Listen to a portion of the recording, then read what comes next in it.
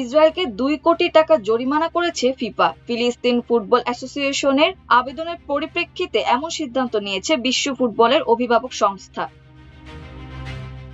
FIFA গতকাল এক বিজ্ঞপ্তিতে ইসরায়েল ফুটবল অ্যাসোসিয়েশনকে 1.5 লাখ সুইস ফ্রাঙ্ক জরিমানা করেছে, বাংলাদেশি মুদ্রায় 2,31,00,000 টাকা। ফিফার 74তম অধিবেশনে পিএফ এর অভিযোগের পরিপ্রেক্ষিতে ফিফা ডিসিপ্লিনারি কমিটিকে ইসরায়েলকে শাস্তি দেওয়ার সিদ্ধান্ত দেয় ফিফা কাউন্সিল। ইসরায়েলের বিরুদ্ধে বেশ কিছু নীতিমালা ভঙ্গের অভিযোগ উঠেছে। ফিফা আচরণবিধির অনুচ্ছেদ 15 অনুসারে বৈষম্য ও বর্ণবাদী কর্মকাণ্ড এবং 13 অনুযায়ী আক্রমণাত্মক আচরণ ও ফেয়ার প্লে নীতিমালা লঙ্ঘনের অভিযোগ তোলা হয়েছে।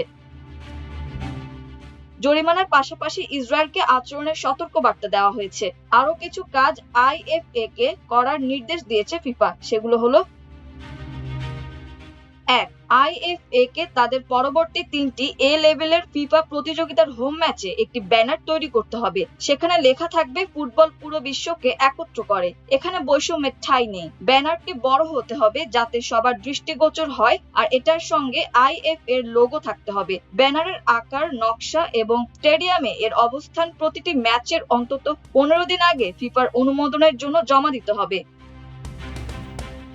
2. সিদ্ধান্তের নোটিশের 60 দিনের মধ্যে আইএফএ কে জরিমানার 1/3 দিতে হবে। একটি বিশাল পরিকল্পনা বাস্তবায়নে, বৈষম্য প্রতিরোধ এবং ভবিষ্যতে এ ধরনের ঘটনা পুনরাবৃত্তি রোধে কার্যকর ব্যবস্থা নিশ্চিত করবে, যা ফিফার আচরণবিধির 15 নম্বর অনুচ্ছেদের 7 নম্বর ধারার সঙ্গে মেলে। এই পরিকল্পনাটির অনুমোদন ফিফার কাছ থেকে নিতে হবে। সংস্কার, প্রোটোকল, পর্যবেক্ষণ এবং স্টেডিয়াম ও অফিসিয়াল চ্যানেলে পুরো একটি মৌসুমে শিক্ষামূলক প্রচারণা এই প্রকল্পের আওতায় থাকবে। বাকি জরিমানার অর্থ সিদ্ধান্তের নোটিশ পাওয়ার 30 দিনের মধ্যে পরিশোধ করতে হবে।